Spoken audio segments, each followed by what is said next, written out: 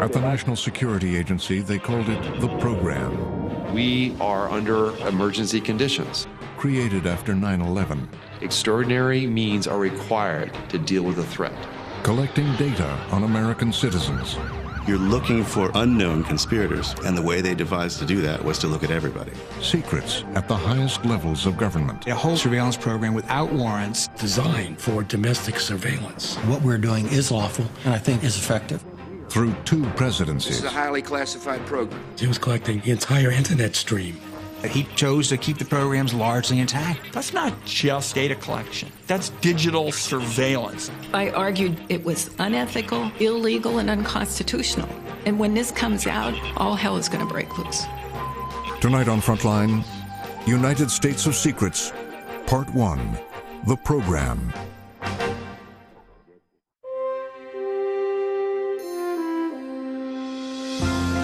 Frontline is made possible by contributions to your PBS station from viewers like you. Thank you. And by the Corporation for Public Broadcasting. Major support for Frontline is provided by the John D. and Catherine T. MacArthur Foundation, committed to building a more just, verdant, and peaceful world. More information is available at macfound.org.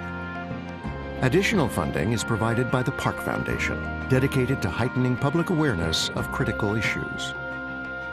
The Wyncote Foundation, and by the Frontline Journalism Fund, with major support from John and Joanne Hagler, and a grant from Millicent Bell for the Millicent and Eugene Bell Foundation.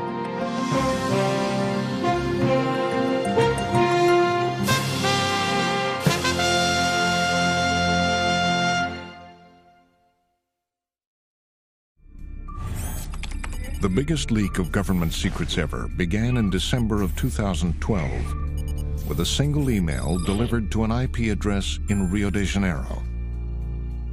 Glenn Greenwald, one of the world's busiest journalists, is sitting in his home in Rio, and he sees an email from someone he doesn't know. It's not a friend, it's not his mum, and it just says, "I've got some stuff you might be interested in." He didn't use his name, and he said very cryptically and very vaguely that he had information that he wanted to discuss with me, but could only do so if I were to install encryption. Guardian newspaper columnist and blogger Glenn Greenwald didn't pay much attention to the email.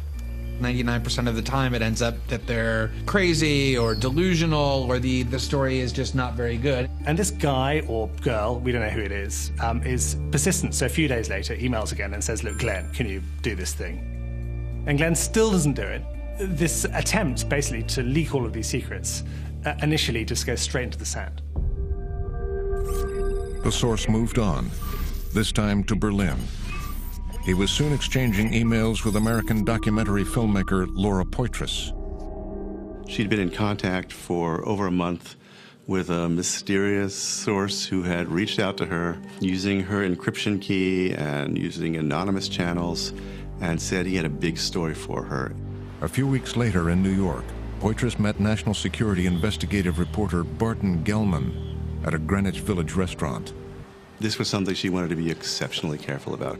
We agreed on a cafe to meet at, and we also, I think, both understood that when we got there, we'd move to someplace else. Poitras asked Gellman to vet the source and meet him electronically. Her source, who became also my source, needed to take very special precautions in the usual NSA style, and so he called me Brass Banner, and he called himself Virax, which means truth teller in Latin. Through sophisticated encrypted messages, Virax promised an unprecedented scoop, but it came with a warning. He believed he was risking his freedom and possibly his life, and he warned me as well that if the U.S. intelligence community believed that by getting rid of me, they could prevent this story from happening, he said that my life would be at risk. In late May, Virax surprised Gellman and Poitras. He sent them an invitation. He said, "Your destination is Hong Kong." Poitras wanted to go, Barton Gellman, worried about a secret meeting in a foreign country like China, decided not to. But Poitras knew someone who might join her. That spring, Glenn Greenwald arrived in New York to deliver a speech. And we met that night in my hotel in the lobby, and she showed me these emails that she had been exchanging with this person who was claiming that he was a national security state insider with access to very sensitive information that he believed to be very incriminating, and stated very definitively that he wanted to turn it over to her and to me.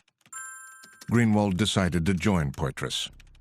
We all knew that this was incredibly risky and uncertain, but the story had to be reported. In June, Poitras and Greenwald headed to the airport. I think they're kind of quite excited, but there's also a sort of feeling that maybe this is just the most terrific hoax.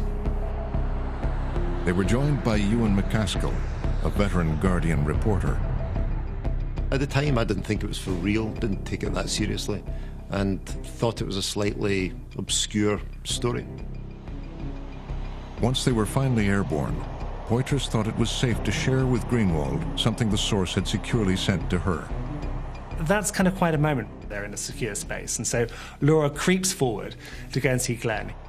Laura whips out this thumb drive and in a very sort of almost mischievous way says, you know, guess what this is, and told me that she had just received a fairly large archive of documents. They kind of can't control their excitement because this is clearly the biggest story that anyone's worked on since the Pentagon Papers in the 1970s.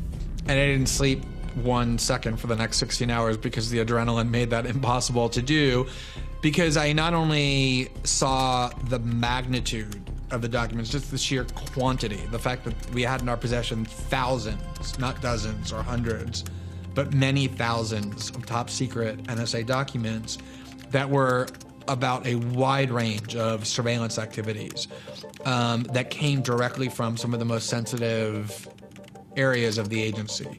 I could see out of the corner of my eye Glenn with the light on throughout this 13-hour flight, reading on his laptop all the time, Laura coming to see him, them having chats, and Glenn getting more and more excited. We essentially couldn't believe what it was that we had, and that was really the first time I think I fully understood that this was going to be unlike any other story really ever in American journalism or politics. In Hong Kong, Greenwald and the others traveled to a hotel in Kowloon. Snowden's instructions to Glenn and Laura are like a kind of magical mystery tour crossed with something out of John le Carré. He tells them to go to a hotel, the Mirror Hotel in Hong Kong, and says that he will meet them in a less trafficked part of the hotel, next to a shopping mall, by a bench and a crocodile. We had still no idea of who he was, what his age was, what his race was. We knew nothing about him demographically at all. And so the plan that he picked was that he would be holding a Rubik's Cube in his hand so that when he entered the room, we would immediately know who he was. All of a sudden, this guy comes past with a Rubik's Cube, scramble up, which is part of the kind of code. But the man before them is not what they'd expected. They'd expected some grizzled CIA veteran wearing a blue blazer, maybe with a bit of dandruff, with a tie, receding grey hair, and they get this callow, sort of thin-limbed student type who looks as if he's just out of high school. And he is their source. And he's supposedly the guy who's got the crown jewels. When this 29-year-old kid who looked a lot younger shows up, it was extremely disorienting and introduced a real awkwardness to our interaction and kind of a shock. Edward Snowden led the group upstairs to his room. In his bedroom, by the door, he'd piled pillows as high up the door jambs as he could and pillows along the bottom. So if somebody was outside eavesdropping, it would make it harder for them. There was always this kind of uncertainty, one might even say danger, hovering over the room, especially for the first few days, because we didn't know what the NSA knew about what he was doing. So we thought it was very possible that the door could be barged down at any moment and someone could enter to arrest Snowden. They painstakingly debriefed Snowden for days. At one point, Guardian reporter Ewan McCaskill sent a text message to his editor in New York, Janine Gibson. Janine knew that I liked Guinness, so she said, if Snowden is for real, send me a message and just say the Guinness is good. And I was 100% sure that Snowden and the documents were for real. I sent a message to Janine saying the Guinness is good. The documents Snowden delivered revealed the history and details of one of the United States government's most closely guarded secrets. It was known as the program.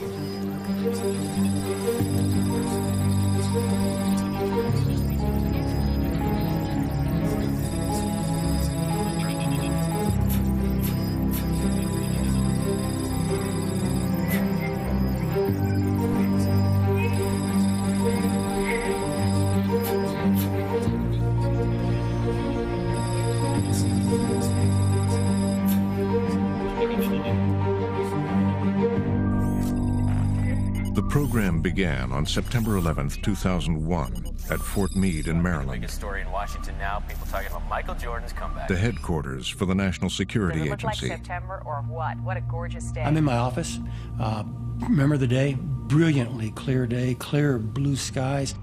I was in his suite waiting for a meeting, and we had started up the hallway to his office when the first plane hit the tower. That a plane has crashed. My executive assistant, a young woman, came in and said, hey, we got reports of a plane hitting the World Trade Center, and like 300 million other Americans, I thought, wow, small plane, sport plane, accident, too bad. That looks like a second plane. That just exploded. My poor security chief didn't even have a chance to speak. I just turned to him and said, all non-essential personnel out of here now. Oh my goodness, there is smoke pouring out of the Pentagon. Everybody had the TV on because the TV is where the news was. It wasn't coming out of NSA's computers.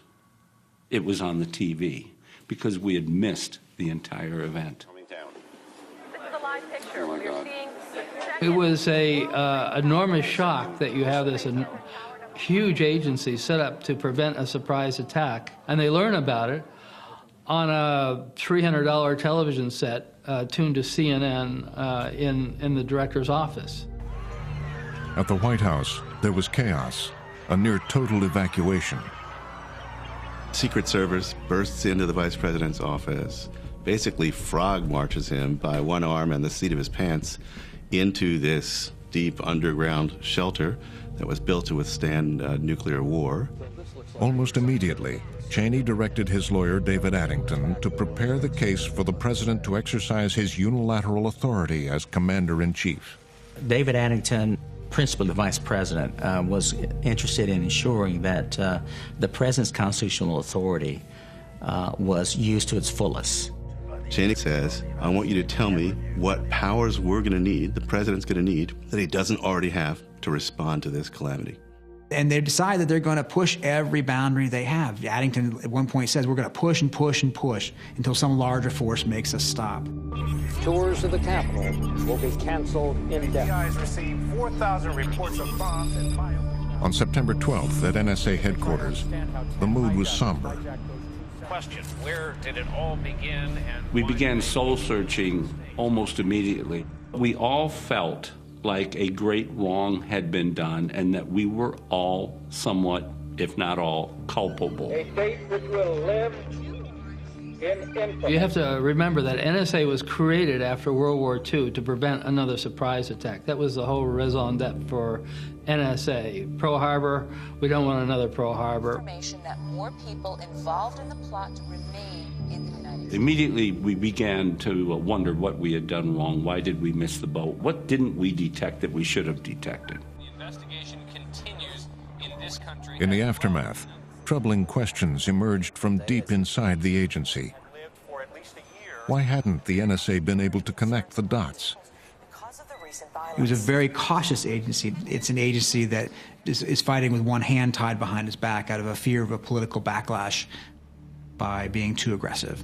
The president now at the door? During the Nixon administration, A final wave. the NSA had overstepped, spied on Americans. Certainly appears to violate the Fourth Amendment to the Constitution. Caught and restricted by Congress, the domestic spying apparatus went dark for more than 20 years. It was against the law to turn the NSA on Americans. If you were an NSA analyst, this sort of legal regime was drilled into your head, to the point where a lot of people said it's made the rules too restrictive and it's hampered the NSA's ability to detect terrorist plots. Some at the agency thought the NSA had been overly cautious and believed the 9/11 attacks could have been stopped. I do believe it could have been prevented with revisions to the way we were permitted to operate before 9/11. Revisions that I tried to get the General Counsel to embrace and wouldn't. I tried to get them to make adjustments to how we were operating, how we were permitted to operate, and they wouldn't do it. I've felt this ever since it occurred. Over 3,000 people's lives were lost, and it's just a weight that I have been having trouble bearing.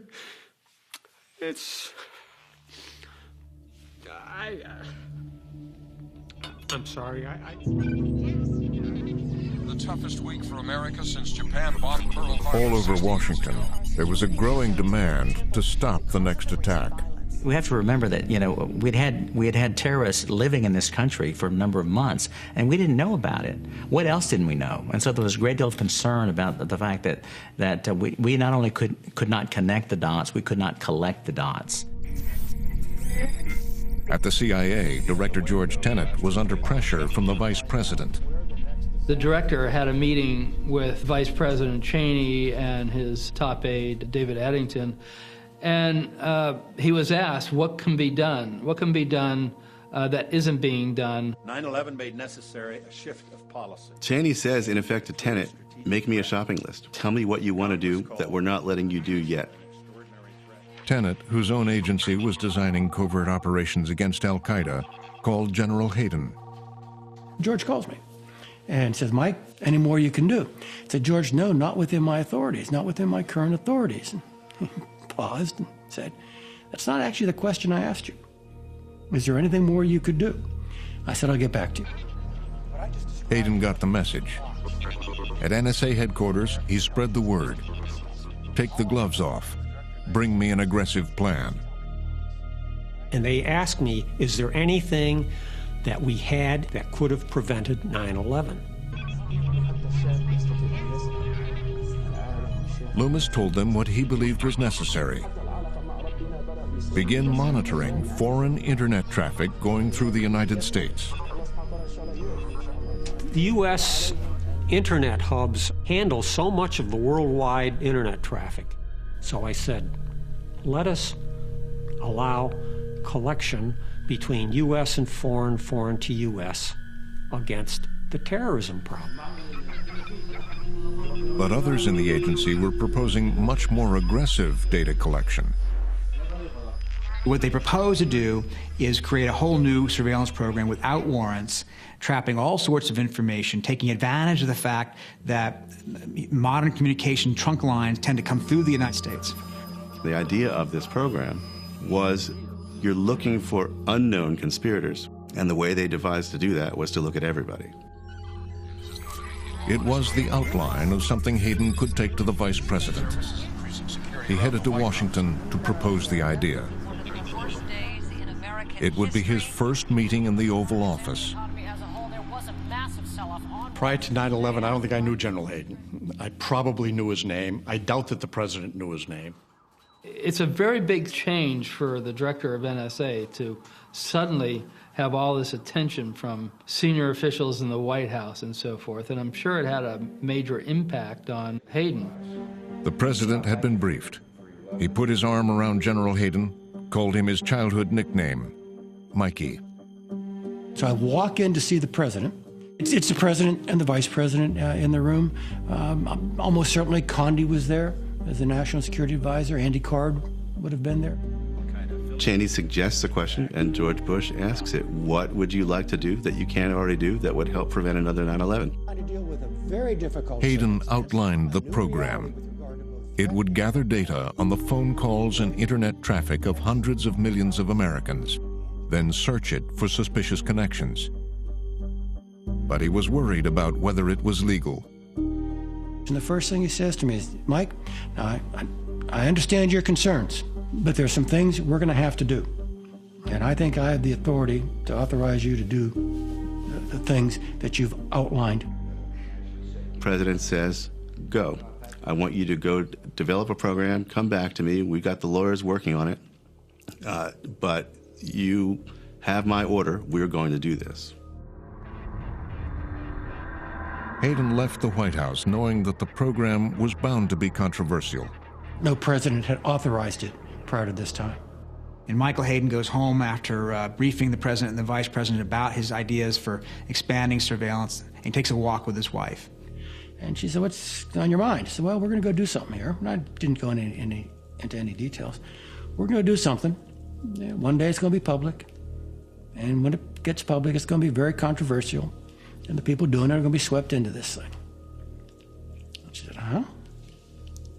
Is it the right thing to do? I said, yeah, I think so. She said, okay, we'll deal with that when it comes. On October 4th, in a secret signing with Cheney, the president officially authorized the program. That order is written by David Addington, the vice president's lawyer. It's not written by the president's lawyer. And this is not only unusual, but probably unique in the history of major U.S. intelligence operations, is written by the vice president's lawyer and stored in his own safe.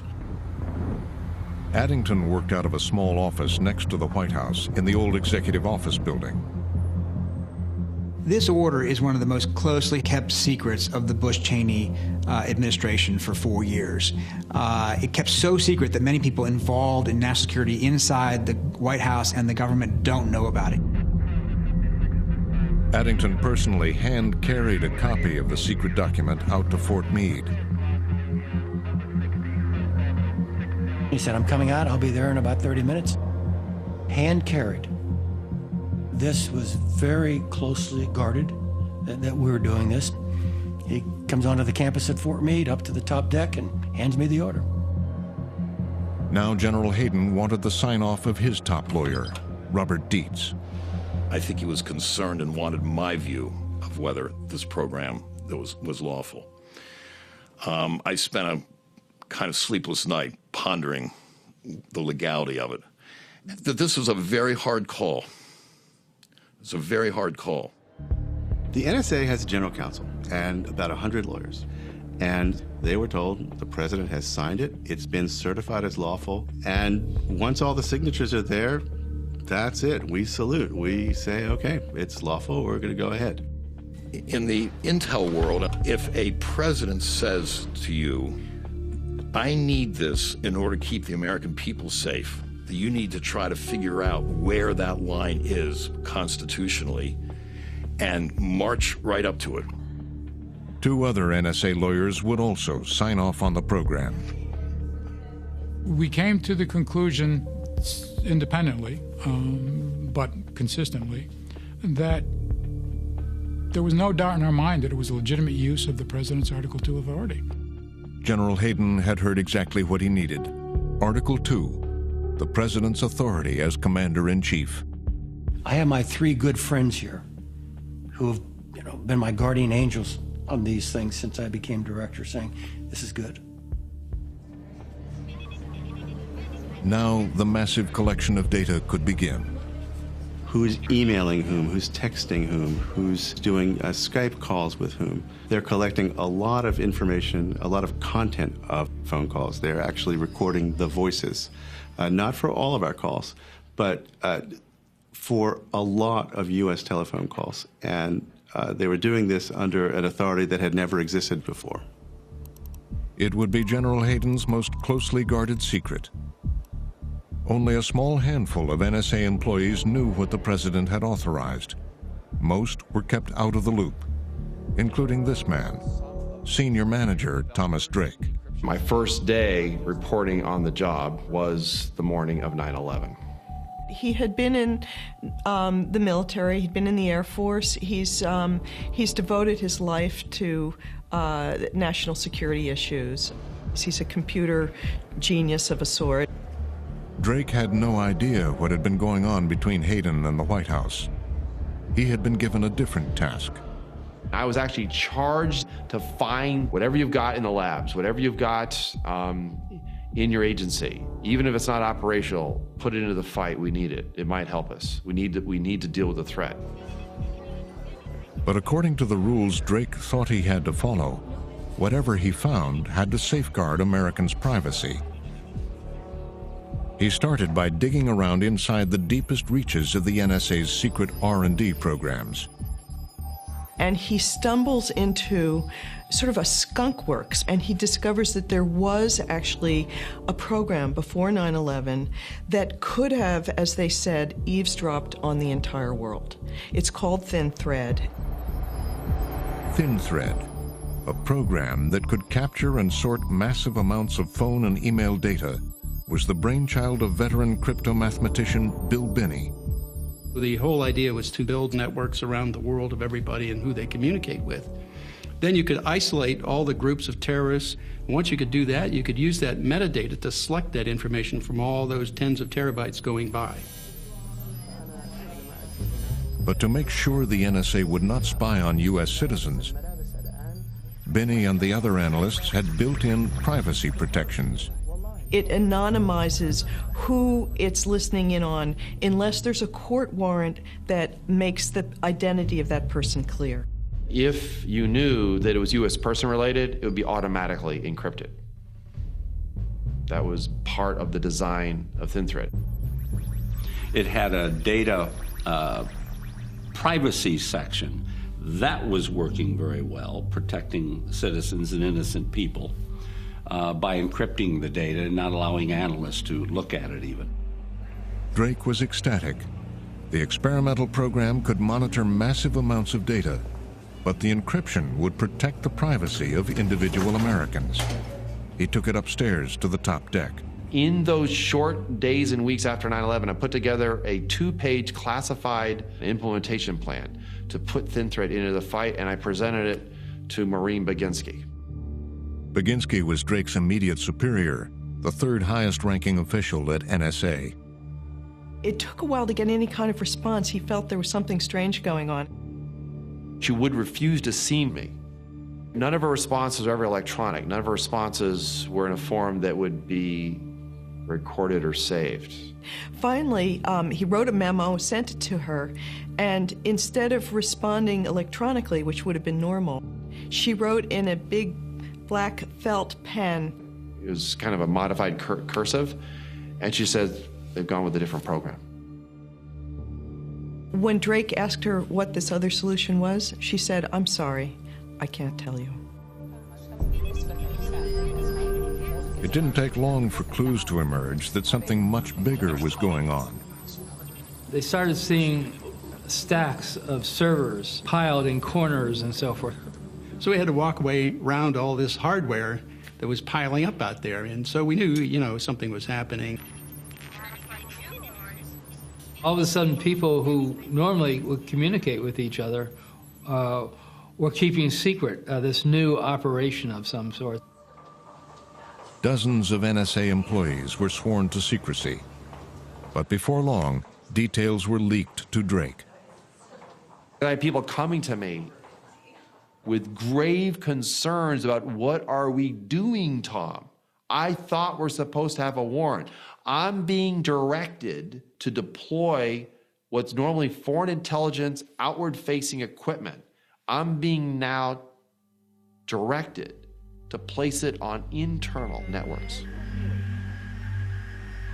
At the same time, Bill Binney and the Thin Thread team heard that the program was using Thin Thread, but stripping out the privacy protections. What they're hearing is that the program they designed is in some form being put into use, but without the protections that they had designed in. What they did was they got rid of the section of the code that encrypted any of the attributes of U.S. citizens. Even Ed Loomis, who had wanted a more robust approach, was surprised at how far the agency was willing to go. I just refused to believe, after all I had been through for 37 years, that all of a sudden things would change and they'd go back to the old ways, back to the early 70s. I didn't believe that they could possibly have just flip-flopped and gone 180 degrees the other way. I just didn't believe it. To the Thin Thread team, collecting data without a warrant seemed like a direct violation of the rules they had followed for years. All these years, having grown up, you never spy on Americans. We had suddenly become criminals by association. The agency had gone down a path that we had been preached to. You never do. We were very, very, very concerned. And the fact that their Thin Thread system had been incorporated into the program was the last straw.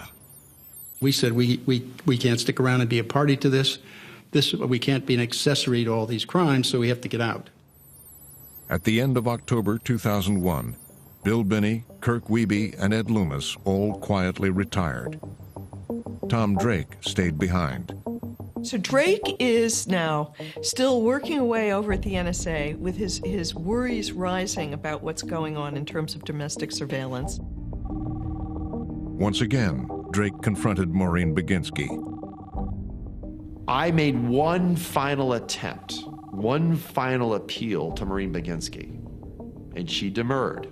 And she simply said, call the Office of General Counsel, which I did.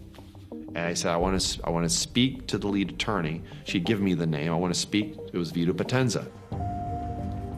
He goes to the General Counsel's office with his concerns and says, I think this program may be illegal. As he proceeded to tell me, you don't understand. All the lawyers have approved it. It's legal. We are under emergency conditions. Extraordinary means are required to deal with a threat. We just need the data. And then the most chilling, I know often have said this part of the conversation, don't ask any more questions, Mr. Drake. If he came to me, someone who was not read into the program, right, and not a part of what we were doing, and told me that we were running amok, essentially, and violating the Constitution. And it was in that time frame when there was an awful lot going on and we were all worried about the next attack. There's no doubt in my mind I would have told him, you know, go talk to your management. Don't bother me with this. I mean, the minute he said, if he did say, you're using this to violate the Constitution, I mean, I probably would have stopped the conversation at that point, quite frankly. So, I mean, if that's what he said, then anything after that I probably wasn't listening to anyway. The program was continuing to grow. In secret, the nation's largest telephone companies were now giving the NSA the private call records of millions of Americans. Tom Drake had hit a dead end inside the agency. That fall, Bill Binney took an extraordinary step. He decided to break ranks, to take the matter to Congress. The next move is to try to get some cooperation from Congress, from the Senate and House Intelligence Committees.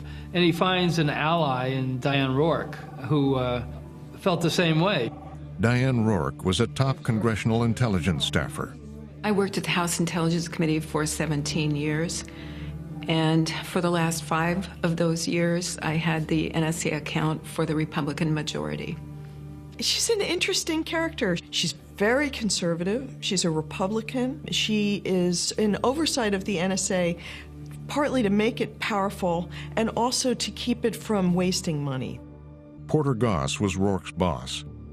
Goss was the powerful chairman of the House Select Committee on Intelligence and future CIA director. Diane is the go-to girl on the House Permanent Select Committee on matters dealing with NSA. So she spent a fair amount of time at NSA. She knew personnel out there. Binney and Rourke decided it would be safer to meet away from her congressional office.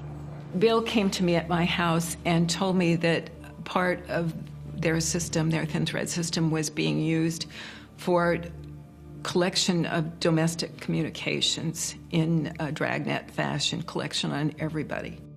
So Diane says they have gone rogue, you know? That was her point, that she thought they were gone rogue. I was aghast. I was absolutely aghast because NSA had this, because this constituted a complete reversal of NSA policy. Rourke is a very feisty woman. She was just certain that there was no way that this program was legal. And she said, and if the NSA officials are breaking the law, I am gonna fry them. Rourke began to distribute a series of searing memos to the leaders of the House Intelligence Committee. Diane, very capable, so good that she pierced the veil of a program that she was not briefed on, not cleared for, but knew something was going on. I updated them on what was going on, explained to them all the technology in as simple a way as I could, and I argued very strongly that they needed to have the protections restored. I told them that if the administration refused to do this, they should insist that the system be killed, be stopped. What Rourke did not know was that in October, the White House had invited a small group of congressional leaders to a secret briefing in the Vice President's office. General Hayden led the briefing. Mike Hayden is particularly good at coming in and explaining things in a way that, shall we will say, neophytes in the business could understand it. And you really wanted to believe what Mike had to say and absorb it and digest it rather than question it. Very difficult circumstance. He has very facile command of the facts. He's also very good at eliding past the parts that he doesn't think you want to hear and using very careful language to avoid saying things he doesn't want to say while also avoiding any outright falsehood. Our purpose in this was to get the other political branch involved in this program. And so we would be defeating our own purposes, working against our own goals if we weren't full Monty to these folks. But as open as Hayden says he was, he and the Vice President's office created strict conditions for the briefing. You have the individual senator or member of Congress who's brought in and read into a program. They're not allowed to bring any staff with them. They're not necessarily allowed to communicate any of what they've heard to their staff. In some instances, they're not lawyers, so they may not understand all of the legal fine points. In most instances, they're not technologists, so they may not be able to grasp what it is precisely that they're being briefed on or the implications of it. 14 people were killed and scores were wounded. They returned to Congress, some now feeling they were unable to exercise effective oversight of the program. By the summer of 2002, it was running full speed. And I argued with everybody that I met, and I got no refutation from them. I said it was unethical, immoral, politically stupid, illegal, and unconstitutional. And stop. And when this comes out, all hell is going to break loose. Finally, Intelligence Committee Chairman Porter Goss had had enough. I said, you need to talk to General Hayden, and you also need to know that concerns of the areas you're talking about are known to me, and I'm not going to discuss because you're frankly not cleared for this level of program or what's going on here. But the fact that you've discovered this means that you need to talk to General Hayden. Rourke was summoned to the top deck at the NSA to meet with Director Hayden. My whole point in going there was to ask him why he had taken off the protections, the encryption and the automated tracking. I asked this any number of times, and he always evaded answering. And I finally just decided I was not going to leave the room until I got an answer. And so I kept asking. And so about the fifth time, he looked down, and I remember he could not look me in the eye. And he said, "We have the power. We don't need them." And he made clear that the power he's referring to was the Commander-in-Chief's wartime authority. It's awkward for me having the conversation because she's not been briefed on the program. All right, so to a certain level of detail, I simply respond that I disagree with both of her conclusions. That I think what we're doing is lawful, and I think what it is we're doing is effective. And if I knew of a better way of doing it, I would do that too. Toward the end of the meeting, General Hayden made it pretty clear that he wanted me to stop lobbying against the program. I said, look, and Diane, this is going to become public. And when it becomes public, you can argue your point and I can argue mine. And so instead of allaying my concerns, this actually made me far more worried. It was clear to me that he didn't like my talking to other people in the executive branch and on the House Intelligence Committee and trying to convince them to put controls on the program. For now, Hayden's secret was secure. Like Sandra said, about how many By early 2003, keeping the president's program secret was about to become harder. In a small office at the Department of Justice, Attorney Thomas Tam had just started a new job. I went in with a lot of patriotic fervor. I work with agents, FBI agents primarily, to try and develop intelligence about people that we thought were foreign agents or terrorists. He came from a family of FBI agents, but not just any FBI agents. His uncle was one of the top aides to J. Edgar Hoover. His father had also been a senior official under J. Edgar Hoover. Tam would work with one of the most secretive institutions in Washington, the Foreign Intelligence Surveillance Court, the FISA Court. It was on the 6th floor, and only one elevator went up there. And it was literally in a bank vault because they were worried about the Soviet Union, overhearing what was going on. Good evening. President Nixon reportedly will announce his resignation tonight. The FISA Court had been set up to act as a watchdog after those revelations during the Nixon administration that the NSA had been spying on Americans. When that came out, you saw a period of reform like none other we'd seen, like nothing we'd seen before then, and frankly nothing since.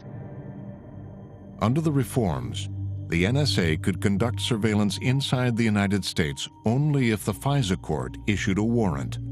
You can turn your ears outward, but not inward. You can listen all you want abroad, but you really cannot do that to Americans unless you have a warrant.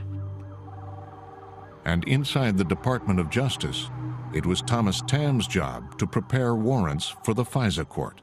The law specifically said that if you didn't go through the court, you were committing a federal felony.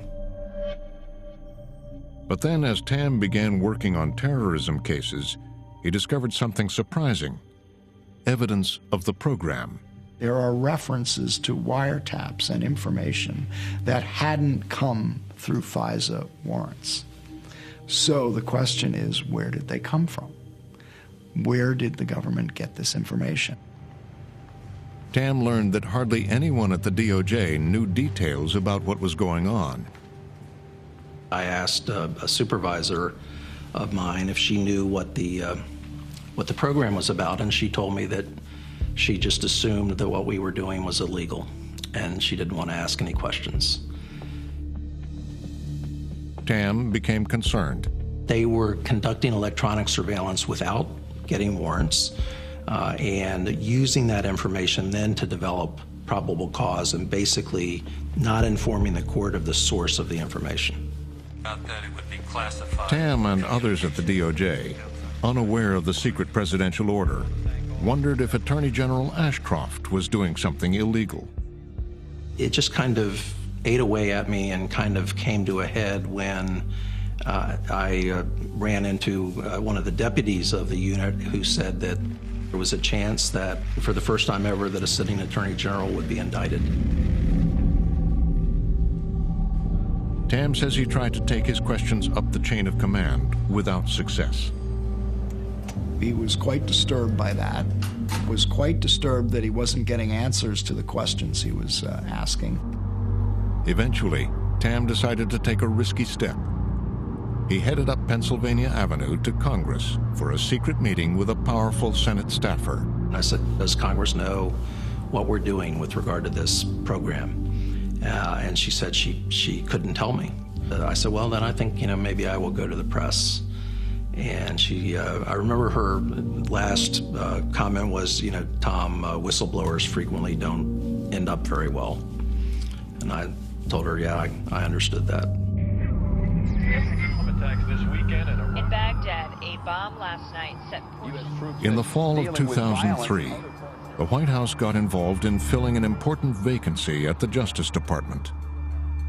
The Justice Department needs a new head of the Office of Legal Counsel, which is a very powerful position. Cheney and Addington get together and say, who should we pick? David Addington had a candidate in mind for the job, Jack Goldsmith. Jack Goldsmith is impeccably credentialed, member of the Federalist Societies, well-known and liked in the conservative movement. David Addington calls Goldsmith in and interrogates him about a few of his lesser-known positions and what would you think about this or that, and he's convinced Goldsmith, like he himself, is a true believer and is going to be making the right decisions. With Addington's blessing, Goldsmith became the new head of the Office of Legal Counsel, charged with reviewing the legality of the administration's most secret operations. I was being briefed into a lot of programs, classified programs, counterterrorism programs. I was extraordinarily naive. I had a sense that this was an important job. I did not have a full sense of the nature of the issues or the pace. Before long, Goldsmith headed for David Addington's office. It was time to learn about the program. Jack, like most of the others who are briefed on this, walks into Addington's office, which he regards as a little bit peculiar. What's this doing in Vice President's lawyer's office?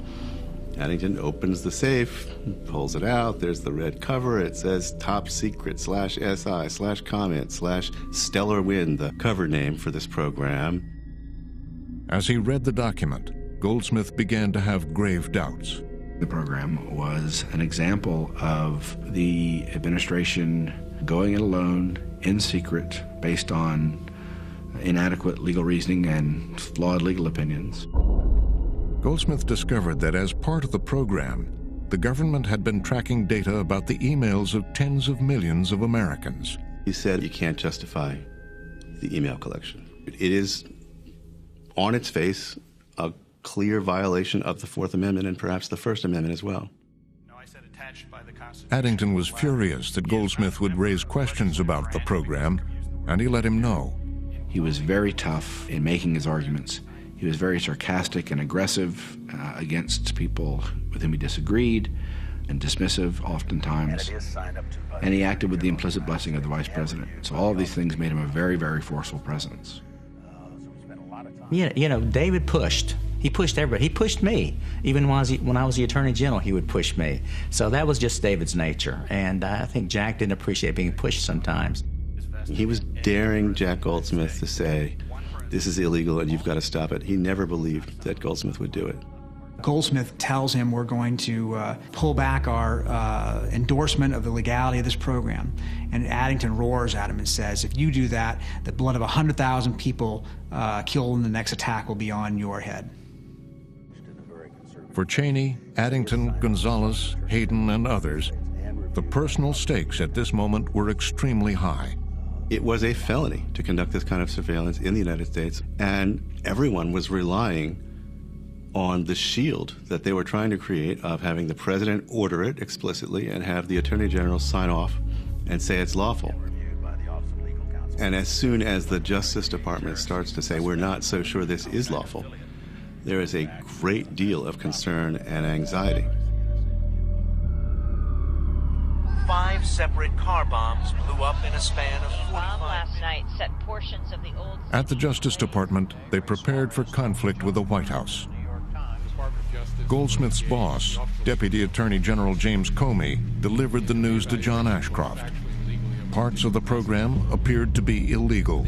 They go to the Attorney General, John Ashcroft, they say, we don't think this is legal. We think we need to get this changed, or we need to stop what's going on because we don't have a solid foundation to go on.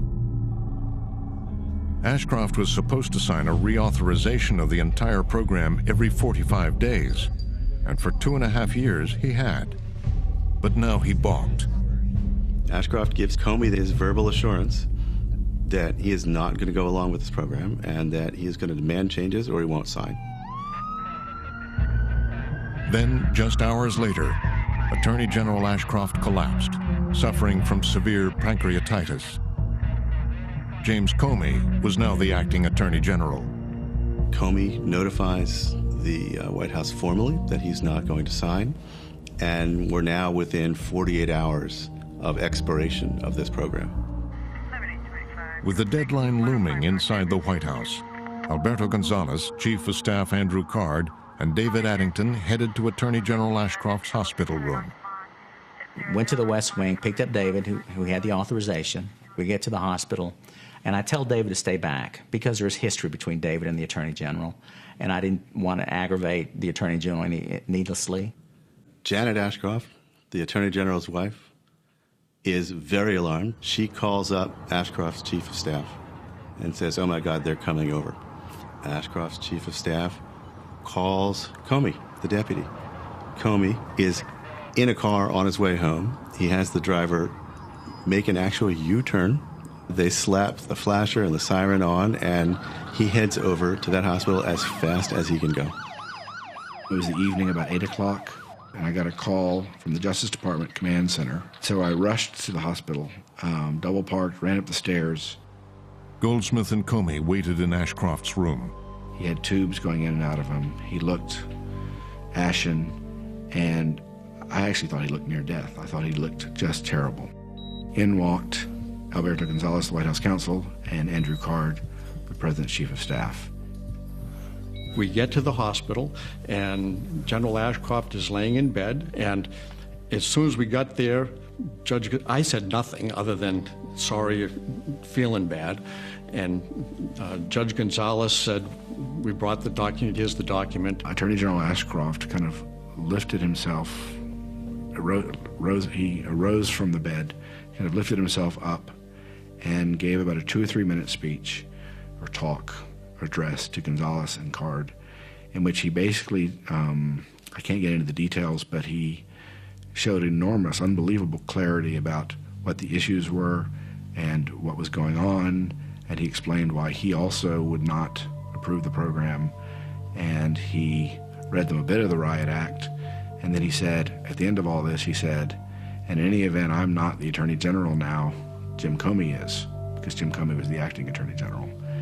And with that extraordinary performance, and it was just an amazing, one of the most amazing things I've ever seen in my life, because he went from seeming, near death to having this amazing moment of clarity. And he just, again, receded into the bed. And I really worried at that point that he was going to expire. And it looked like he gave it the last of his energy. And so finally, when he repeats again that he's no longer the Attorney General and has finished talking, Andy and I just said, thank you. We'll raise this with the Deputy Attorney General. And we left. It was an intense, unbelievable scene, and Gonzales and Card quickly left, and that was the end of it. In the wake of the hospital confrontation, at the White House, Cheney insisted the president should act on his own, reauthorize all of the program, even though the Justice Department said part of it was illegal.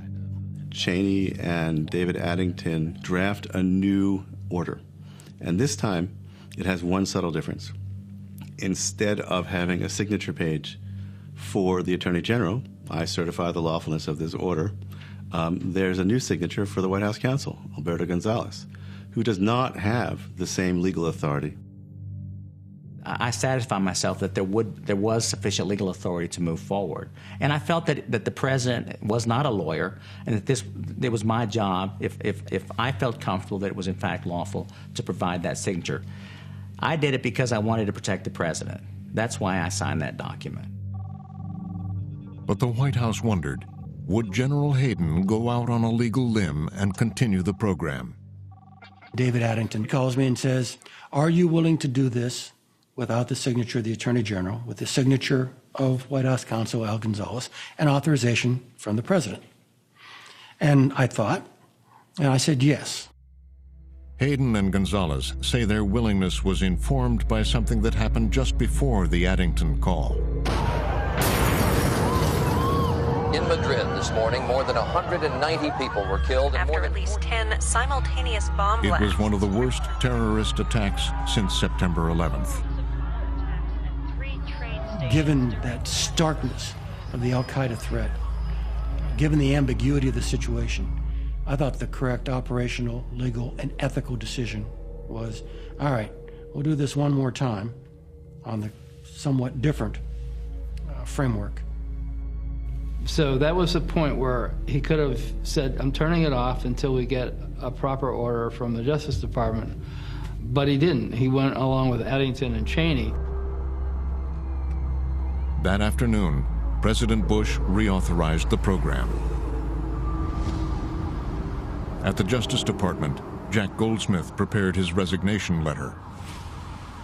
I had drafted my resignation letter and was prepared to resign. And I was sure I was going to resign that day. It was inconceivable to me, based on what had happened the last 2 days, that I wouldn't resign. Dozens of top DOJ officials threatened to join him, including FBI Director Mueller and even Acting Attorney General Comey.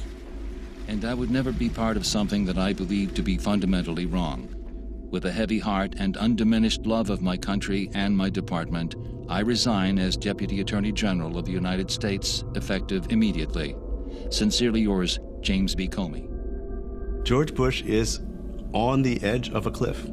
His presidency is at stake. This was going to be something on the order of 24, nearly the entire political appointment list at the Justice Department, from the Attorney General on down, and no president could survive that in an election year.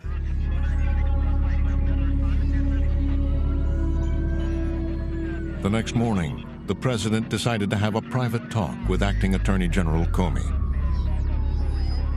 After the national security briefing, Bush says to Comey, stay a minute, come talk to me. And Cheney starts to follow, and Bush says, no, this is just the two of us. And he says, what's going on here? How could you possibly do something of this importance at the very last minute? Comey suddenly realizes that the president had no idea what had been happening. The president thinks this just began yesterday. I mean, he doesn't know it's been going on for 3 months. And so he says, Mr. President, if that's what you've been told, you have been very poorly served by your advisors. The president certainly did not want a situation where the FBI director and the deputy attorney general would resign. So he was not too happy to learn that this had risen to a level of angst that it had risen to. The president then sent for FBI Director Mueller. Mueller's waiting downstairs a level outside the Situation Room. Some aide goes and says, President wants to see you right now, get in there. And Bush says to Mueller, go tell Jim Comey to fix this. I withdraw the order. You go make it right. The warrantless email data collection was shut down. The crisis was averted. But at the White House, they were determined to resume it. And so they're sort of literally, they're sort of sifting through the FISA law. They're sifting through the Patriot Act, trying to find existing laws, existing authorities, you might call it loopholes, to justify these programs. General Hayden was sent to the secret FISA court to convince a judge to restart it. Could we get a court order to authorize this? And so we began a very aggressive program with the chief judge of the FISA court at that time, Judge Catelli, to take that part of the program that had been stopped and present it to her to see if we could get an order to allow that program to go forward. Hayden personally meets with Judge Catelli of the FISA court on 2 Saturdays to make the pitch, to explain how they're going to do this. And Catelli eventually rules that this is legal, that the NSA can indeed collect all of the internet metadata going to and from the United States. And they use this authority that previously was used to trace numbers going to and from a single telephone for everybody. Caller Catelli's secret ruling relied on a controversial interpretation of a 25-year-old Supreme Court case. This was, frankly, a huge stretch. The idea that you could use this to justify the collection of trillions of pieces of internet metadata surprised a lot of people when it came out in the Snowden archives, but that's where they went. The program was back online, bigger than ever. That part of the program over which there was a grand dispute in the spring of 2004 was resumed in large measure under a different legal theory by the fall of 2004. Bush on day 2 of his tour to defend the Patriot Act, this time in Buffalo, New York. In Buffalo, he continued his push for an extension of the anti-terror law. That same year, the president hit the campaign trail, publicly arguing there was no warrantless surveillance program. Nothing has changed, by the way. When we're talking about chasing down terrorists, we're talking about getting a court order before we do so. Bush got up there several times and said, you know, when you hear about us wiretapping, that means we're getting a court warrant. Well, we knew that wasn't true. You know, he was leaving out this whole other side of the equation that in terms of the NSA operation. It's important for our fellow citizens to understand constitutional guarantees are in place when it comes to doing what is necessary to protect our homeland because we value the Constitution. Thank you for coming. As the president insisted the government always secured warrants, in Washington, that Department of Justice Attorney Thomas Tamm knew otherwise. I agonized probably for months. I was upset, I would say, with what I thought was being done to the way our government was supposed to work. Tamm had not been aware that Jack Goldsmith and the top echelon at the Department of Justice had nearly resigned. But his concerns about the program had continued to grow. He agonized about this, spent a lot of sleepless nights, wondered about what he should do. It just kind of ate away at me, and it was pretty clear to me, at least, that I didn't want to keep participating in whatever was going on. Tamm decided to take a very big step, one dramatically out of character for the son and nephew of high-ranking FBI agents. One day on his lunch break, he slipped into a Washington subway station.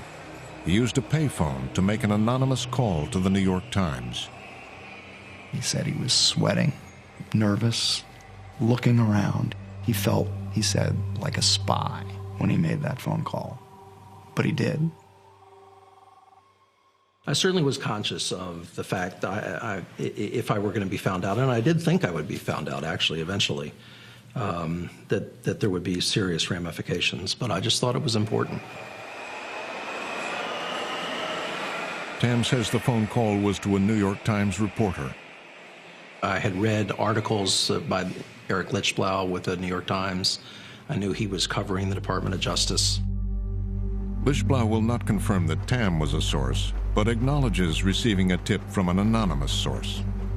There was a suggestion from one of the early sources that whatever's going on involving this super sensitive spy program was causing such tumult and debate within the Justice Department that there's talk of Ashcroft being indicted, and that certainly gets your attention. Tamm says he and Lichtblau had a series of clandestine conversations around Washington.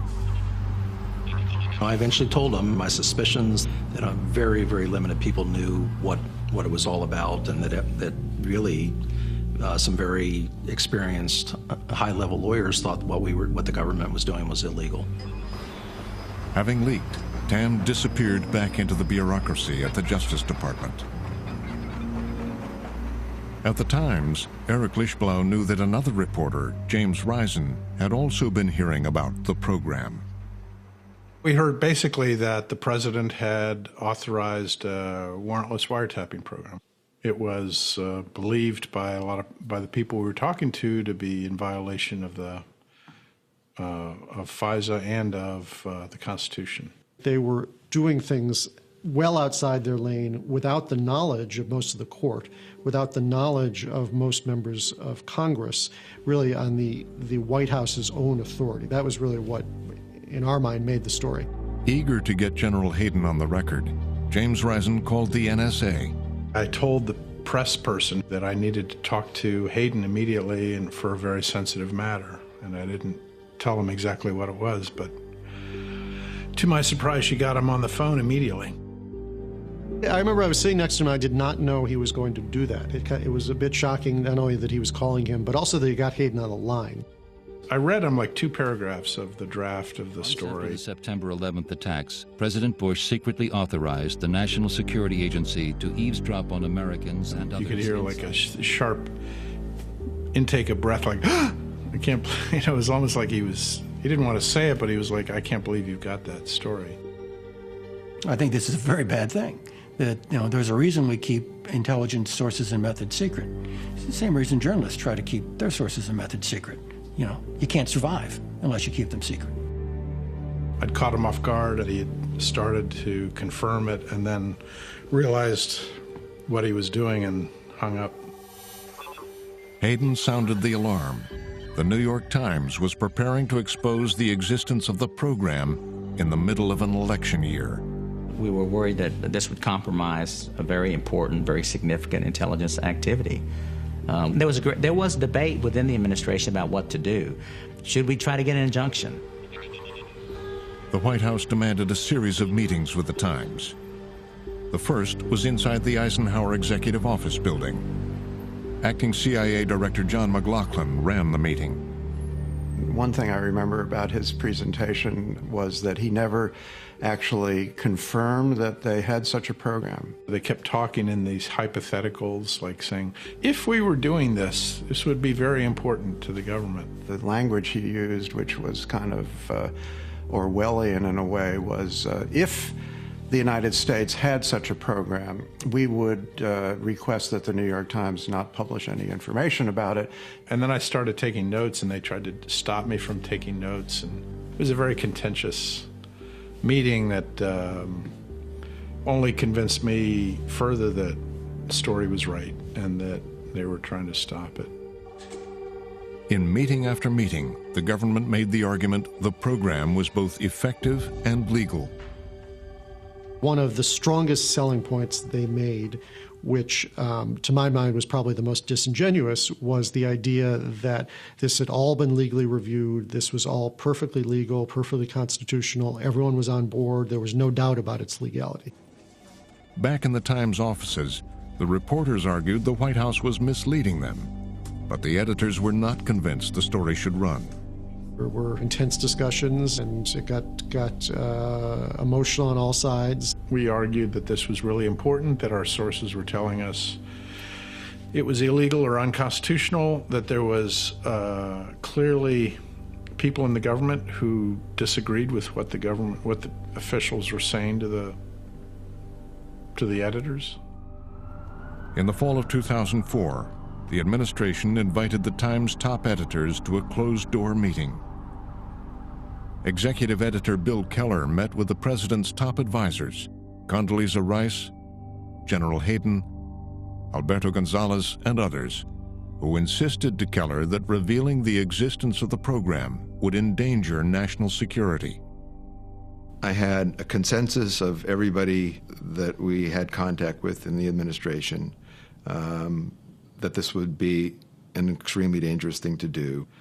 These were, serious people, a consensus across the board of those who talked to us that it was going to be dangerous, a level of stridency that was quite impressive. And, after much discussion, decided that we weren't ready to go with it.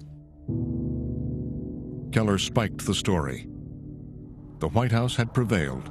The program would remain a well-kept secret. The president has ordered a major shakeup of America's spy operations. The nuts and bolts of intelligence will fall to Lieutenant General Michael Hayden, who now heads up the once super General Hayden was promoted by the White House to help oversee all intelligence operations.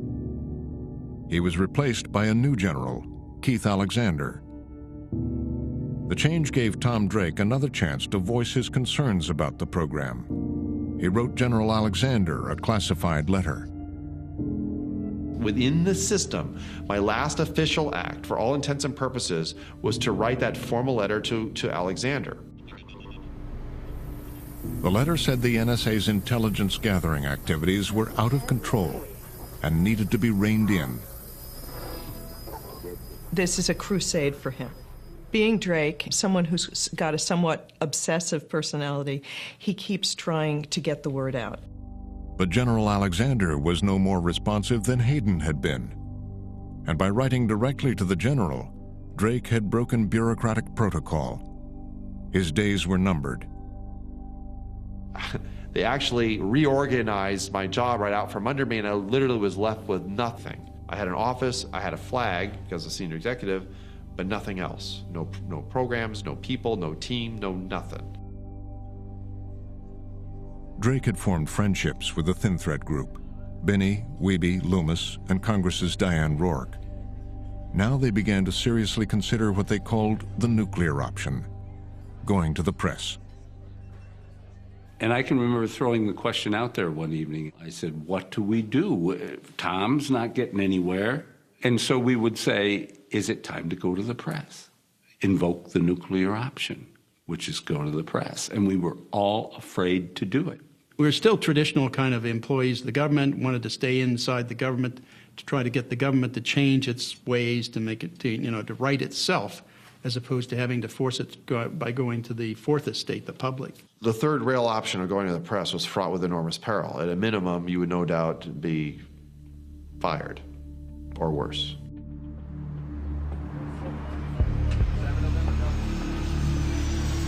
It had been nearly 1 year since the New York Times had refused to publish the investigation into the NSA. During that year, the program had grown dramatically. Terabytes, huge amounts of information about Americans' telephone calls and emails had been clandestinely captured.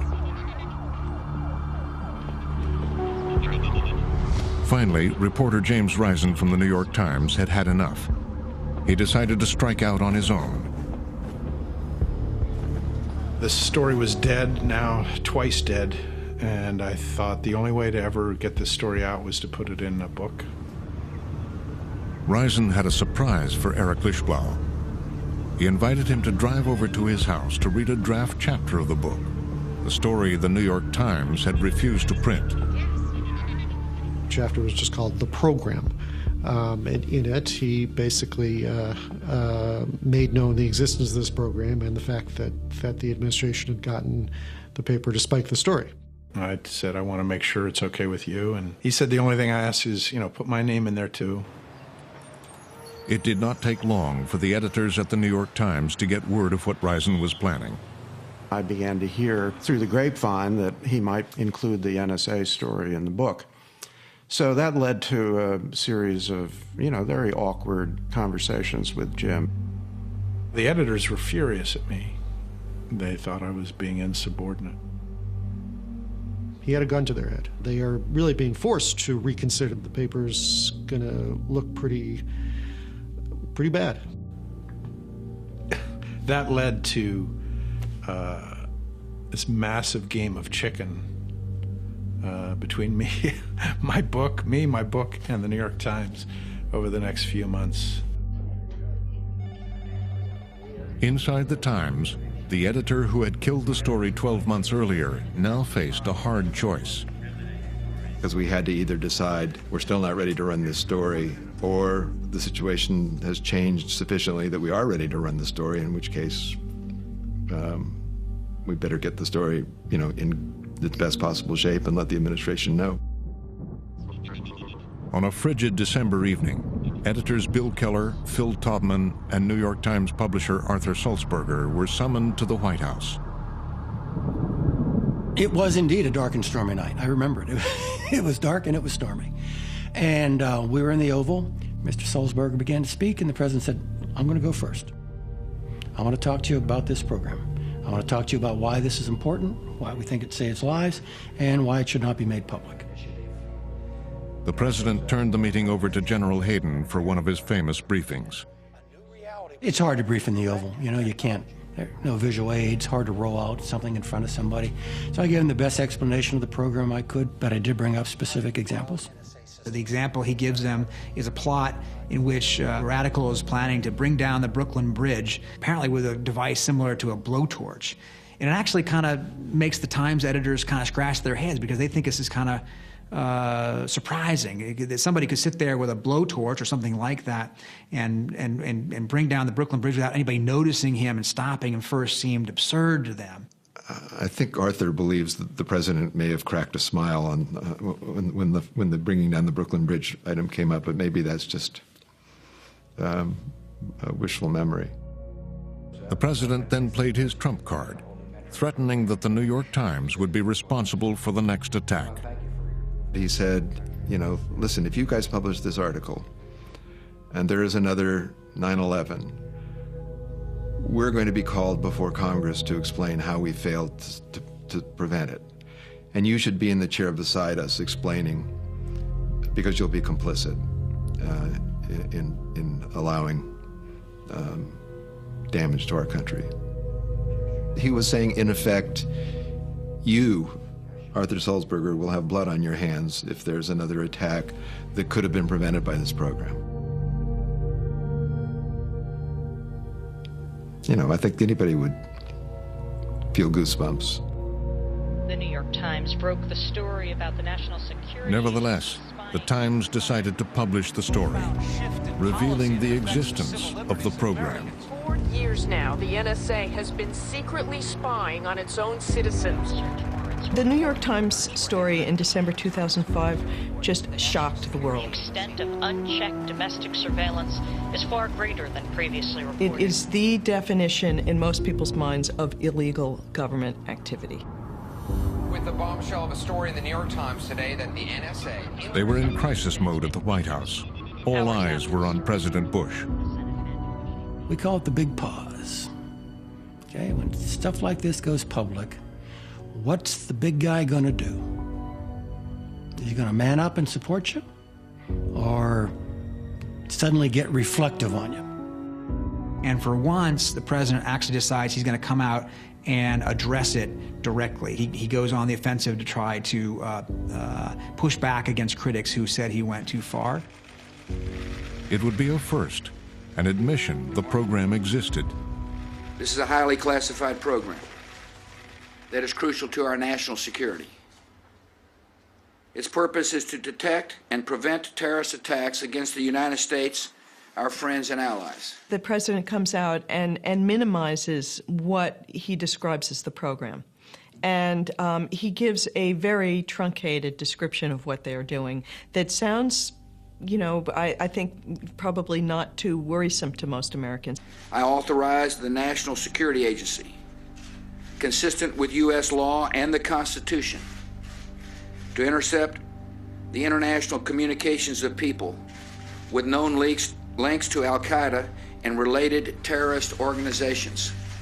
It was the least controversial and smallest element of the program. There was no reference to the massive gathering of domestic communications data. His characterization of the fact was simply wrong, and it was wrong from the beginning. The program wasn't to surveil known suspects, known conspirators. You could easily get a warrant for that. The program was to sift big data, was to trawl through enormous volumes, literally trillions of telephone calls, trillions of emails, and to look for unknown conspirators. Once again, it would be left to General Hayden to brief the press. He, too, minimized the scale of the program. This is targeted This is focused. This is about Al-Qaeda. One end of any call targeted under this program is always outside the United States. When they asked questions about how widespread the program was, he confined it to this little part of the program that had leaked and did not address all the other parts that were far worse that had not leaked. There was no mention that the NSA was tracking telephone calls and emails inside the United States. And Hayden even dismissed the idea that there had been any internal dissent about the program. Not a single employee of the National Security Agency has addressed a concern about this program to the NSA IG. Should also add that no member of the NSA workforce who has been asked to be included in this program has responded to that request with anything except enthusiasm. General Hayden's press conference introduced many of the tactics that the administration has used to deflect questioning and also to mislead the public. And I was amazed at what he was saying because it was not truthful. It was misleading. And that was the beginning of the spinning and the lies.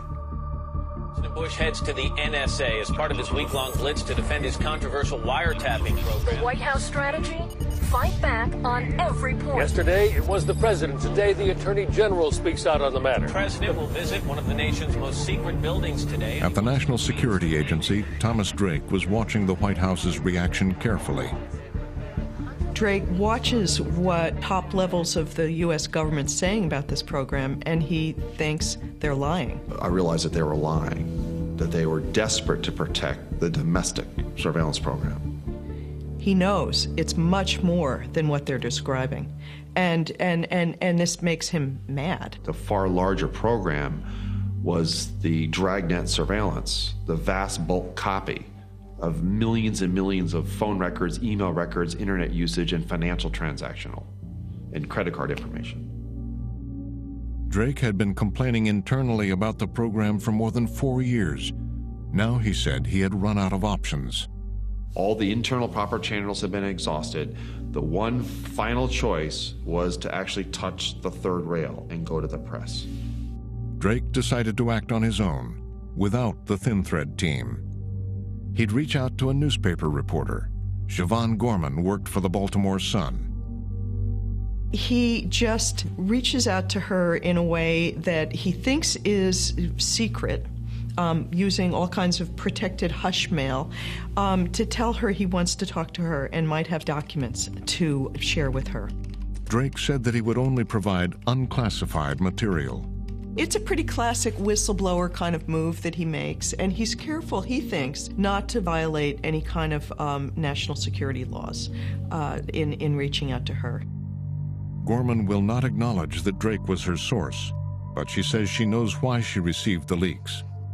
There were a number of people at NSA that were just very unhappy, and I think that the revelation of warrantless surveillance probably did loosen up some concerns that some people inside NSA might have had.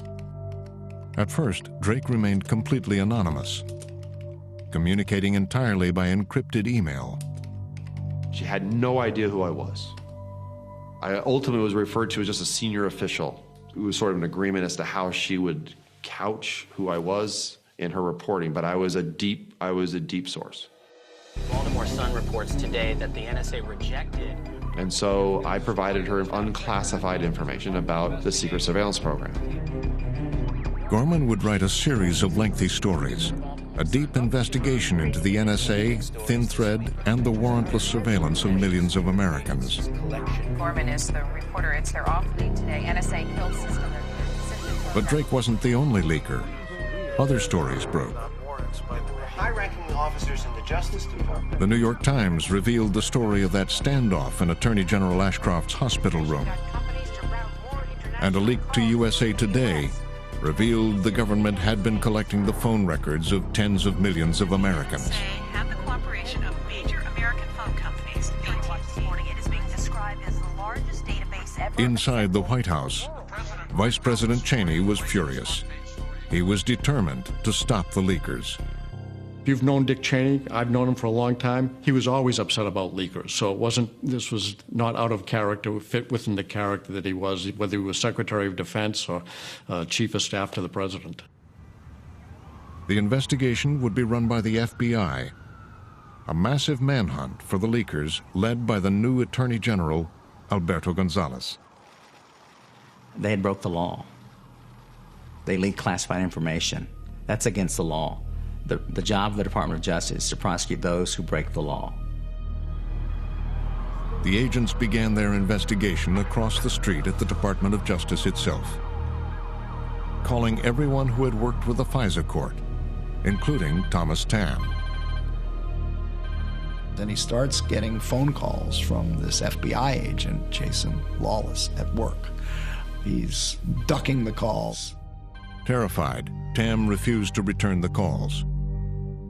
I was preoccupied with what was going to happen to me, and when it was going to happen, what was going to happen, if it was going to happen. And finally, Lawless gets him on the phone and says, "Hey, this will only take a few minutes." But Tam panicked and quickly sealed his fate. I told him that I chose not to talk to him. I chose to exercise my rights under the Constitution to not be a witness against myself. And of course I knew that, that immediately would send up red flags and that I would immediately be their primary suspect. Thomas Tam resigned from the Justice Department. He began to wait for a federal indictment. A story that has now triggered a Justice Department investigation into new leaked plots. In Cambridge, Massachusetts, Jack Goldsmith had settled in as a professor at Harvard Law School. One morning, he was summoned to a meeting in Harvard Square with 2 FBI agents. As we were sitting down at the table over coffee, one of the agents sort of sheepishly handed me a manila envelope, and he said that it was a subpoena to be for a grand jury investigation into the leak of the New York Times. And he was very embarrassed and sheepish about this. The subpoena was issued under the leadership of Attorney General Alberto Gonzales. It seemed particularly ironic that the Justice Department was coming after me for illegal actions, or allegedly illegal actions, or possibly illegal actions, taken in connection with this program. By the summer of 2007, it had been more than 18 months since the FBI had begun its investigation. They had little to show for it. They decided to up the ante. They would conduct a series of early morning raids on the houses of their primary suspects. At 9 o'clock Eastern Standard Time, the FBI, with guns drawn, raids the homes of Binney and Wiebe, and out on the West Coast, they raid the home of Diane Rourke, waking her up. It was quite shocking. And in fact, they went through the whole house and went through every book, every paper, every drawer, turned the mattress over. It was quite shocking. It's 9 o'clock in the morning, and I see these blue uniform with gold FBI on the back people coming across left to right, and I said, well, it sent a chill through me immediately. Well, at first I knew the FBI was in my house, was the guy pointing a gun at me when I was coming out of the shower. They took my computer, all the electronic hardware, disks and things that go with that, any kind of electronic storage device. And they also took some of my magazines, technical magazines and papers and things like that. And then they hit one more. Ed Loomis. My life was in a shambles at that point. My wife was hysterical. She couldn't believe what had just occurred. I couldn't believe what just occurred. And I had no insight into why it had. This button is NSA's second highest award. And I wonder what it was that I did personally so wrong that I deserve this kind of treatment. Here I am, an Eagle Scout, a retired Scoutmaster, and a devout patriot, and my patriotism is being questioned by the government that I had served for 43 years. I just couldn't, it just didn't make sense to me. You feel pretty low. Your self-esteem takes a big hit. There's discord in the family because kids, family, wife may ask you, well, what did you do to bring this upon the house? It tore me up. I became a recluse pretty much. I cut off virtually all social contact with friends. It was rough, very rough. Ed probably took it worse in terms of cost to family and self, physically, mentally, because Ed went into the shadows. He became a recluse, quiet. He lost his wife. It's still eating at me, but I've told my family. I told my father before he passed away. I know I've done nothing wrong. The FBI considered them persons of interest for leaking to the New York Times, but they all insisted they hadn't, and New York Times reporter James Risen agrees. I didn't know any of them, and I just felt badly that they were getting caught up in something that was completely unrelated. I knew that couldn't be true, that was just collateral damage. Tom Drake's home was not raided by the FBI that day, but Drake had the feeling that he was next. Almost 6 months goes by, and Drake still hasn't been raided. But then, on the morning of November 28th, 2007... I'm seeing these cars pull up as I look out the window.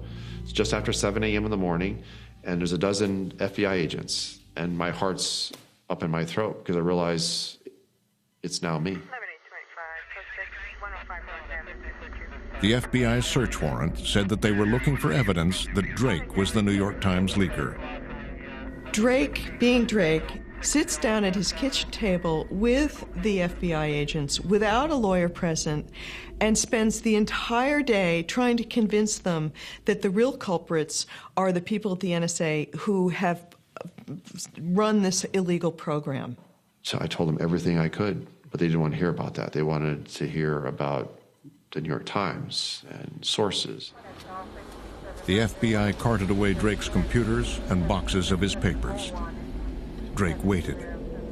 A few months later, in April 2008, Drake gets a summons to go meet with somebody who is described as somebody very important. The meeting was with federal prosecutor Stephen Terrell. When Drake sits down, Terrell says to him, "Mr. Drake, you are screwed." Terrell had no hard evidence Drake ever spoke to the New York Times, or that he had given any classified material to the Baltimore Sun. Nevertheless, Terrell said the FBI had discovered classified documents on Drake's computer and in his basement, a felony. He proceeded to tell me, "How would you like to spend the rest of your life in prison, Mr. Drake, unless you cooperate with our investigation? We have more than enough information to put you away for a long, long time. You better start talking." And they talked numbers, 478 months, 35 years. The government said he would have the blood of soldiers on his hands for what he did. Terrell wanted Drake to confess and admit that he was the center of a conspiracy involving Rourke, Binney, and the others. I was not going to plead out. And he was all ticked off, and he says, "Well, we'll just have to go with what we got." Drake and the others faced decades in federal prison, and at least tens of thousands of dollars in legal bills. Desperate, they came to believe they had only one chance.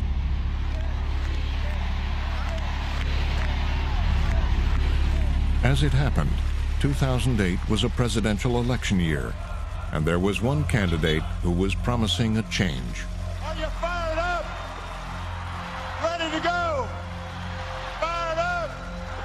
Ready to go? No more secrecy. That's a commitment I make to you as president. He's promising to be the most transparent administration in history. He believes that there's been too much secrecy. he made a real point of owning these kinds of arguments, both as a senator and then on the campaign trail. It's time for us to change America, and that's why I'm running for president. Barack Obama even embraced the importance of whistleblowers. Obama, throughout his history, is a champion of whistleblowers, arguing that they're the folks who help make government better and reveal conduct that, if not is illegal, is questionable. I certainly had a lot of hope, and I had a lot of hope for hope and change. But I actually thought that somebody might say, you know, you actually did the right thing. This administration also puts... And when it came to the secrecy surrounding the creation of the program, Obama was forceful. I will provide our intelligence and law enforcement agencies with the tools they need to track and take out the terrorists without undermining our Constitution and our freedom. That means no more illegal wiretapping of American citizens. It's not a calibrated statement. This is a political statement. This is, in his words, a surveillance state run amok. No more ignoring the law when it is inconvenient. That is not who we are. And it's not what is necessary to defeat the terrorists. It was like he was back at the University of Chicago as a constitutional scholar. You know, he sounded like an ACLU lawyer. The law is not subject to the... At the White House, in the waning months of the Bush administration, they were determined to find a way to make the program permanent. The debate shifted pretty quickly to Congress in terms of debating whether or not the administration should get the power to do what they were doing. The president decided to try to convince Congress to enshrine the program into law. For President Bush, this is really a significant reversal. He's decided he needs Congress to back up what he's done. He, in effect, is abandoning his claim that he has the power under Article 2 of the Constitution to do this without Congress. The administration proposed to amend the FISA law and insisted it was reform. But insiders knew it granted the NSA unprecedented power. The FISA Amendment Act of 2008 actually allows some of the things we were doing under the president's authority only against al-Qaeda. It allows them for all legitimate foreign intelligence purposes. So, in a sense, the FISA Amendment Act not only validates the terrorist surveillance program, it expands it. At the United States Congress, the administration secretly made the case for the bill at closed hearings of the intelligence committees. You had to read it very, very closely to understand what they were doing. And I don't think people knew what actually the intent of that was. The intent of that was to make legal all of the programs that the Attorney General, the FBI Director had said they had a problem with. Publicly, the president would press lawmakers with a familiar warning. Pass this law, or Americans could die. Without this law, our ability to prevent new attacks will be weakened, and it will become harder for us to uncover terrorist plots. We must not allow this to happen. It is time for Congress to pass a law that... Candidate Barack Obama now faced a choice. Would he vote against the president's bill?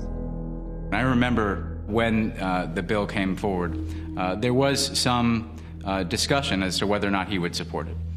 The Senate is expected to vote on a controversial measure. He was thinking ahead to the general election and how he was a young senator with not a lot of national security experience, and how he needed to be seen as being tough on these issues. In private, a tougher, more determined Obama was emerging. I remember the first conversation I ever had with him during the campaign. I said, look, but when you become president, you have to kill people. And are you willing to pull the trigger?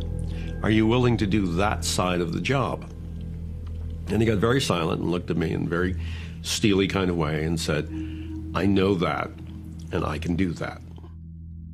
U.S. Senate returning final vote on the FISA bill, setting new rules for electronic surveillance of foreign... And now, Obama had a chance to enhance his national security credentials. New powers to eavesdrop on both domestic and international communications.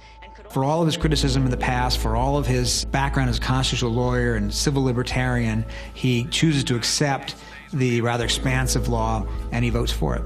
Mr. Obama, aye. Senator Obama getting a lot of heat for this vote, much of it from his own supporters. Senator Barack Obama voted for the surveillance bill despite his opposition to it in the past, and today's vote appears to be... President Obama. It's a busy first day. It takes over 2 wars, a staggering economy, and a soaring federal budget. 6 months later, Barack Obama was the new president and the commander-in-chief. No time. He's taking on national security right from the start. With the Joint Chiefs of Staff and other military advisors. The first time that Barack Obama ever learns about the full scale of this program is an early briefing in the Situation Room about all of the data that the NSA is collecting in these domestic surveillance programs. The point of the briefing was to provide the president and the new national security team at the White House with an overview of how these programs worked, what the value of the programs was, the legal structures that supported the programs, what the authority was. He was told about the trillions of phone calls, emails, and internet data that had been secretly gathered. As we talked about these programs, the way they were used, in particular, the value of the collection of content, of an extraordinarily vital tool, that the idea was, all right, this is a really important program. We need to maintain it. The president's closest advisors insisted the program was necessary. There was very strong view in the intelligence community that this was an important program, that it did fill an important gap. The new president faced a decision: whether to dramatically restrict the program. I think that the president approached this with the degree of seriousness that you would hope and expect from the president of the United States. When you get into office, when you're the man, when you're in the White House, you don't want to give up any tools that you inherit. You don't want to give up anything that might get you that one fact that will stop an attack. He made his decision. The program would continue. He had a chance to say, well, that's too far. Let's not sweep in quite so many people who don't have anything to do with terrorism as part of this broad sweep. And he chose to keep the programs largely intact. I'm not aware of any case in which Obama pushed back hard and said, you can't do that. Convinced the program was effective and necessary, Obama would now own it.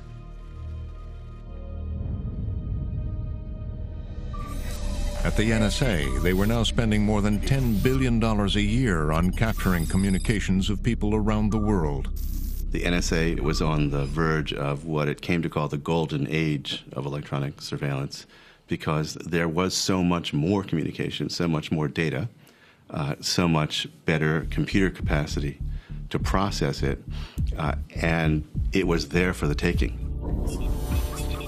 To run the operations, the NSA relied on a number of private contractors, companies that could provide highly skilled computer programmers and engineers. The NSA, CIA, and other intelligence services suddenly realized that they needed people with those kind of skills. 25-year-old Edward Snowden was one of them. A high school dropout, Snowden had grown up just 20 minutes from the NSA. He grew up in the community where lots of people who are in the military and the intelligence community live. His father was on the Coast Guard for 30 years. If you've been to a Ron Paul rally, you've seen lots of people who look exactly like Edward Snowden. You know, young, clean-cut student, passionate about the Constitution. Snowden had enlisted in the Army, but left after breaking both of his legs in training. And he had the reaction after 9/11 that a lot of patriotic young Americans had, which is, I'd like to do my part. And that brought him to the NSA and the CIA and the worlds of secret intelligence. By 2009, Snowden was working as an NSA contractor in Japan. The job provided him extensive access to the details of NSA operations. And he really began to understand the true scope of how much the NSA had gotten its hands into the backbone of the internet. The more Snowden saw, the more disturbed he became. It was a gradual accumulation of evidence and of observations that led him to think something's going wrong here. The balance is out of whack. The surveillance of ordinary people is far greater than I would have imagined, and far greater than the American public has been able to debate. One of the key documents Snowden discovered, a classified Inspector General report detailing the history of the program. It tells the entire secret history of the program. It talks about Addington and Hayden writing the authorization for the program. According to General Hayden, the Vice President's counsel, David Addington, drafted the first authorization. It talks about the rebellion at the Justice Department. Consequently, the White House counsel, rather than the Attorney General, signed the 11 March 2004 authorization. It's the entire unadulterated history of these programs. And he told me that reading the Inspector General's report had made a big impression on him. He felt like people had done things that were wrong and had not been held accountable for them. And under President Obama, Snowden watched as the program continued. His hope was that Obama would be a force for transparency, and that's not what happened. And that was another of the pivotal moments in which Snowden realized it was going to have to be him. As Snowden was deciding exactly what to do, Obama's Justice Department began to address those Bush-era leak investigations, led by Attorney General Eric Holder.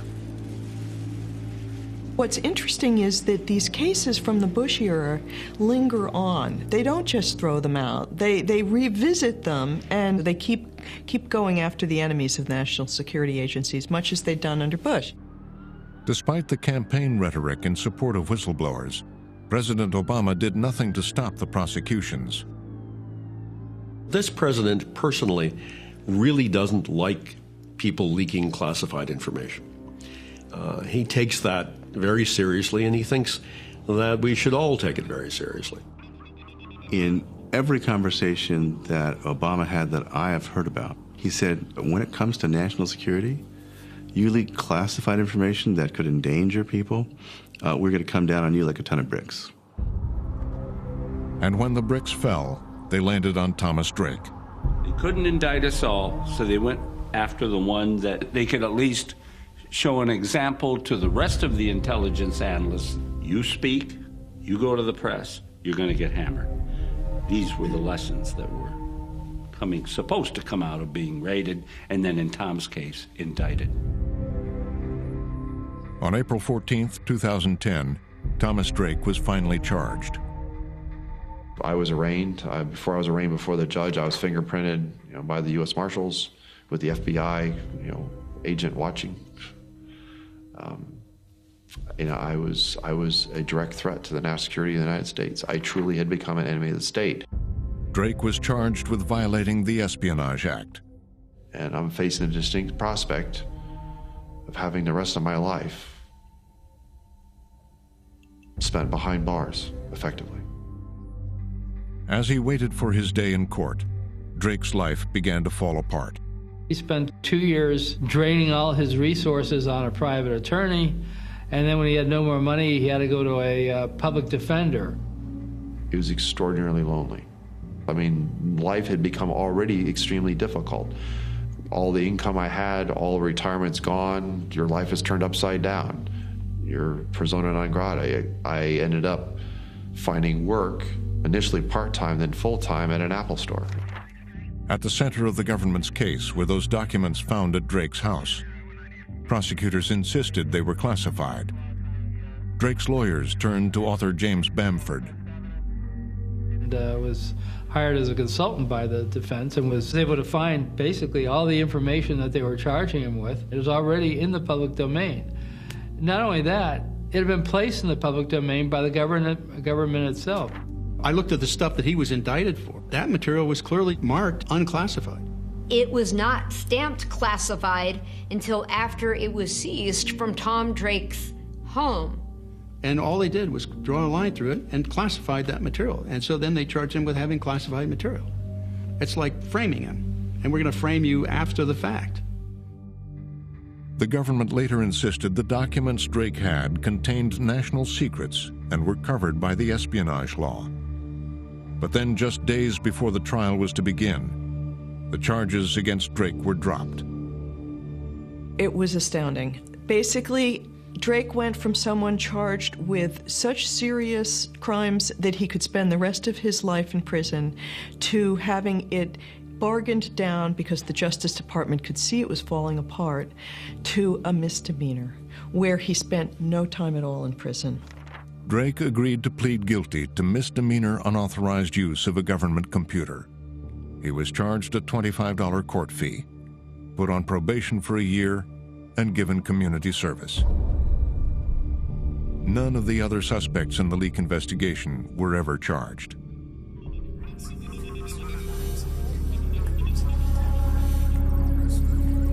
It had been more than 10 years. Despite the revelations of insiders like Drake and the news reports about the program, there was little public outrage and few congressional critics. The program was continuing to grow.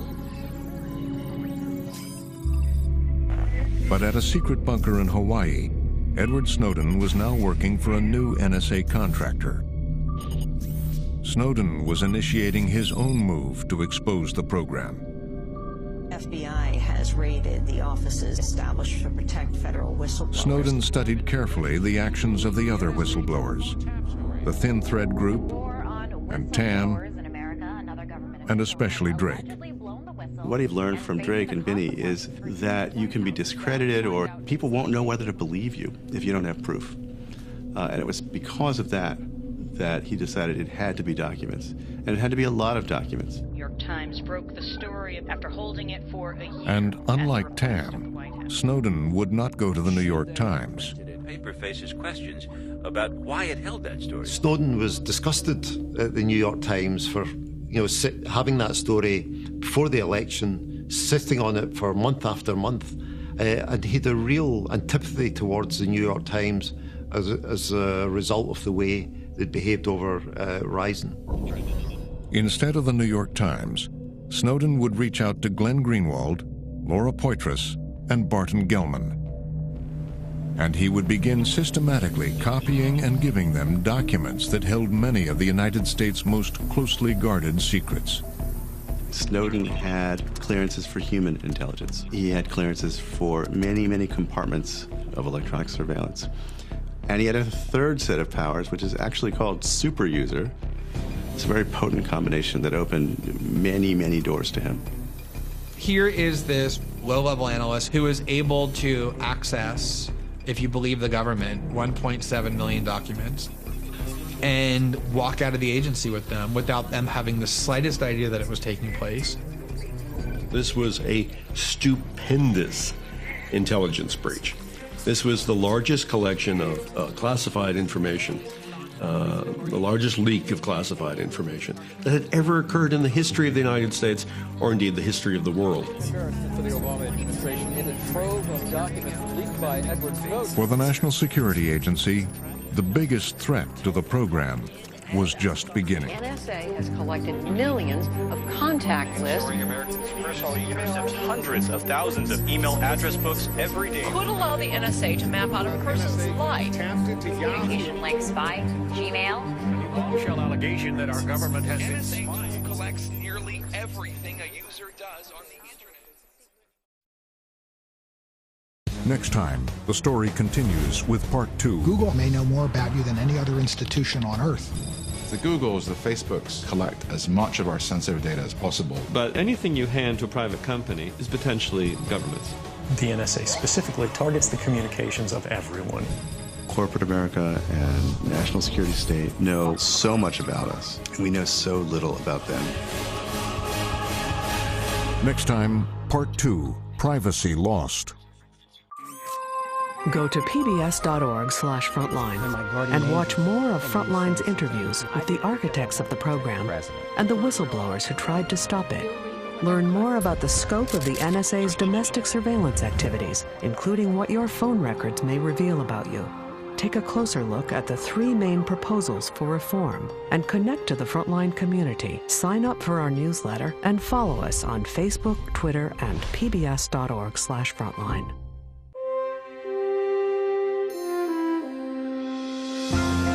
Frontline is made possible by contributions to your PBS station from viewers like you.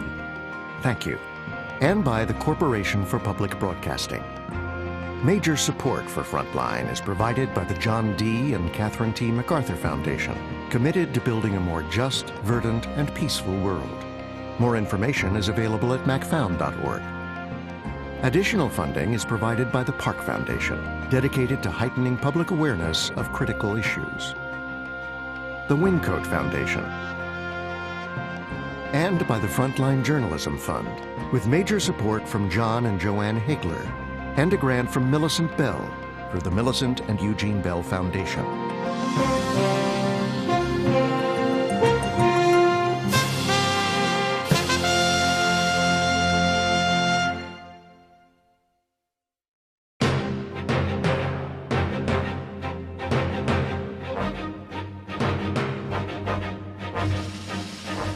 For more on this and other Frontline programs, visit our website at pbs.org/frontline.